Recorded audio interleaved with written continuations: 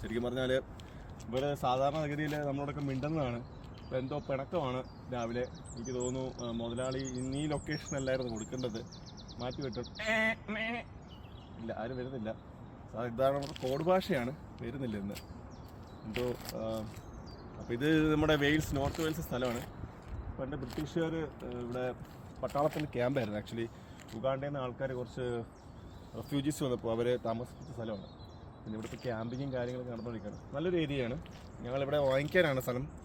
ഒരു 1500 കോടി ഇവിടെ കൊടുക്കുവാണെങ്കിൽ ഇതൊരു ഏകദേശം ഒരു 70 ഏക്കറോളം സ്ഥലമുണ്ട്. ആ മല ഇൻക്ലൂഡായിട്ട് കിട്ടുന്നതാണ്. അപ്പുറത്ത് കടലാണ്, കടൽ ഇൻക്ലൂഡായിട്ട് കിട്ടും. അപ്പോൾ അത്രയേ ഉള്ളൂ. ബൈ.